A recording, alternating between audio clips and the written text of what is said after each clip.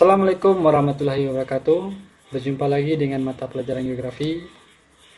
Hari ini materi pokok yang akan kita pelajari adalah tentang posisi strategis Indonesia sebagai poros maritim dunia. Tapi sebelum kita membahas tentang materi geografi hari ini, ada baiknya kita mengetahui indikator yang akan kita capai dan tujuan pembelajaran yang nantinya dapat kalian kuasai di rumah. Tetapi sebelumnya kita akan melihat indikator pembelajaran dan tujuan pembelajaran hari ini. Yang pertama, indikator yang akan kita bahas di sini adalah memahami letak luas dan batas wilayah Indonesia. Yang kedua, memahami karakteristik wilayah daratan dan perairan Indonesia. Yang ketiga, memahami perkembangan jalur transportasi dan perdagangan internasional di Indonesia. Dan yang keempat, memahami potensi dan pengelolaan sumber daya kelautan Indonesia. Dan tujuan pembelajaran, setelah mengikuti proses pembelajaran melalui video ini, peserta didik diharapkan memahami letak luas dan batas wilayah Indonesia. Yang kedua, memahami karakteristik wilayah daratan dan perairan Indonesia.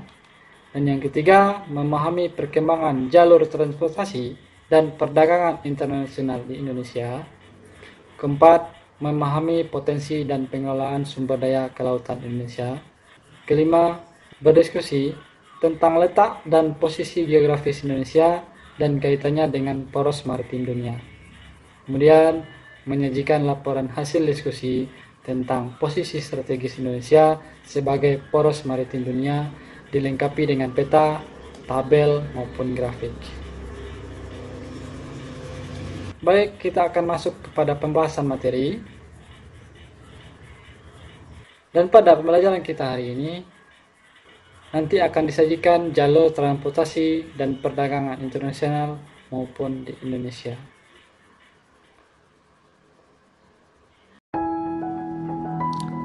Bab 1. Posisi strategis Indonesia sebagai poros maritim dunia. A. Letak luas dan batas wilayah Indonesia. B. Karakteristik wilayah daratan dan perairan Indonesia. C. Perkembangan jalur transportasi dan perdagangan internasional Indonesia. D. Potensi dan pengelolaan sumber daya kelautan Indonesia. Perhatikanlah gambar berikut. Kemudian kalian diskusikan. Program Indonesia sebagai poros maritim dunia menunjukkan bahwa orientasi pembangunan Indonesia diarahkan kepada sektor kelautan dan perikanan. Namun, pembangunan berorientasi ke daratan masih terus dilanjutkan dalam rangka mendukung pembangunan wilayah laut. Salah satunya dengan mengeluarkan kebijakan pembangunan dan pengembangan tol laut di Indonesia. Apa saja tantangan, hambatan, dan keuntungan yang ditimbulkan dari program tersebut? Letak wilayah Indonesia. Indonesia merupakan negara kepulauan yang memiliki letak strategis baik secara geografis maupun iklim. Indonesia memiliki posisi yang strategis karena terletak di antara dua benua, Asia dan Australia, dan dua samudra, Pasifik dan Hindia, serta terletak di daerah Khatulistiwa. Saat ini, luas wilayah perairan Indonesia sebesar 6.315.222 km persegi.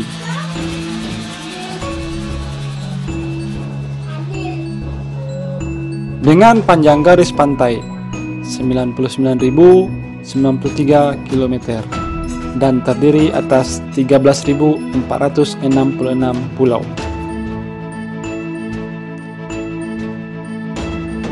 Konvensi PBB tentang Hukum Laut Internasional atau UNCLOS melahirkan zonasi dalam pengaturan hukum laut, yaitu sebagai berikut.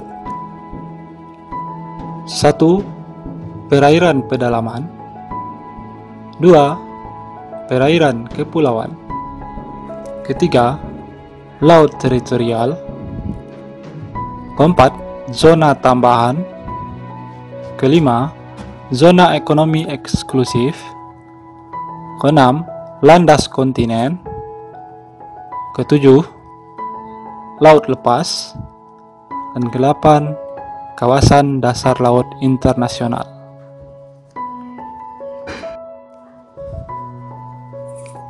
Batas wilayah Indonesia. Lautan Indonesia memiliki batas sesuai dengan hukum laut UNCLOS. Disebutkan bahwa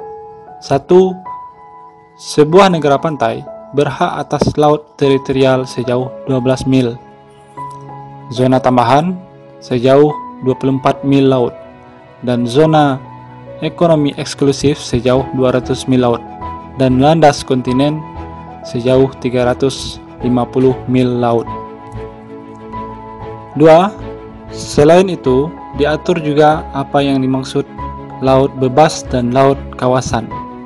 Lebar masing-masing zona ini diukur dari garis pangkal, yang dalam keadaannya merupakan garis pantai saat air surut terendah. Berdasarkan inventarisasi yang telah dilakukan oleh Dinas Hidro-Oseanografi TNI AL, terdapat 92 pulau kecil terluar yang berbatasan langsung dengan negara tetangga. 1. Pulau Semangulucut. 2. Pulau Sentut. 3.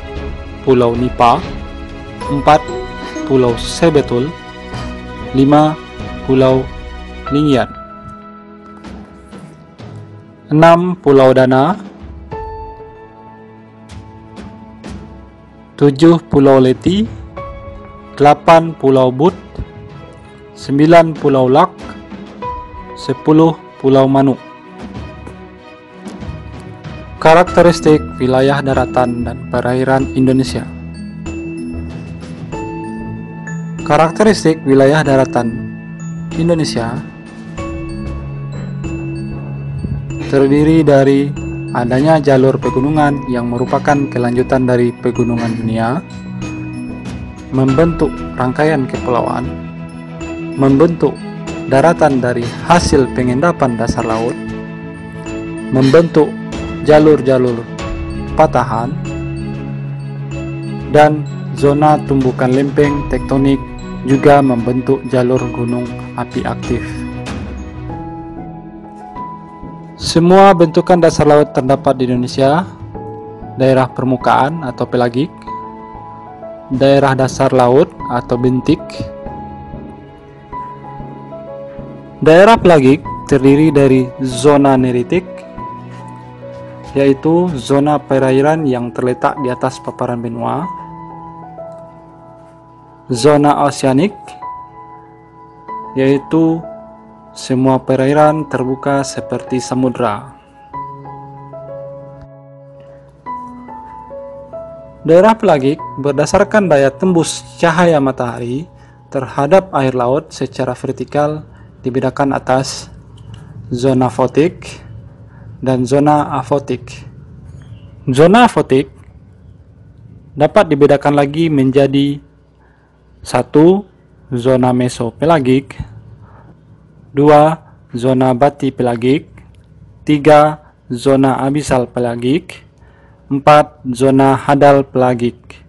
Perairan Indonesia berdasarkan topografi dasar laut terdiri dari 2 perairan, yaitu perairan laut dangkal yang terdiri dari paparan Sunda dan paparan Arafuru atau Sahul. Kedua, perairan laut dalam yang terdapat pada Laut Banda dan Laut Sulawesi. Paparan Sunda menghubungkan Pulau Sumatera, Jawa, Kalimantan, Bangka Belitung, dan daratan Asia. Paparan Sahul menghubungkan Pulau Papua, Pulau Aru, dan Australia. Pada penjelasan peta pada video ini, yang berwarna biru tua tersebut merupakan laut dalam yang terdapat di Indonesia. Sejarah perkembangan jalur transportasi dan perdagangan internasional di Indonesia diawali dari pelayaran pada masa Kerajaan Sriwijaya dan Majapahit, Laksamana Cheng Ho, pelayaran Portugis dan Spanyol, dan pelayaran VOC pada abad ke-16. Pada gambar ini menjelaskan perkembangan jalur transportasi dan perdagangan internasional di Indonesia sebagai upaya menuju negara poros maritim dunia. Peta ini menjelaskan tentang keberadaan pelabuhan-pelabuhan yang ada di Indonesia dan menjelaskan tentang tol laut di Indonesia. Pada video ini, kalian juga bisa melihat tujuan dari program tol laut di Indonesia, potensi dan pengelolaan sumber daya kelautan Indonesia. 1. Sumber daya perikanan. Sekitar 37% atau sekitar 2.000 jenis ikan yang memiliki nilai ekonomis tinggi, yaitu ikan tuna, cakalang, tenggiri, kakap, tongkol, udang, cumi-cumi, dan lobster, dan lain sebagainya. Dari semua jenis spesies ikan tadi dapat dikelompokkan menjadi 5 kelompok, yaitu ikan pelagis besar, ikan pelagis kecil, ikan karang, ikan demersal, dan ikan hias. Faktor-faktor penyebab masalah belum optimalnya pengelolaan sumber daya perikanan Indonesia, salah satunya adalah kebijakan pemerintah Indonesia, baik pusat maupun daerah, belum kuat dan merata di seluruh wilayah Indonesia. Potensi kelautan di Indonesia yang kedua adalah pariwisata bahari. Pada penghujung video ini, kalian akan disajikan kuis yang nantinya akan kalian kumpulkan.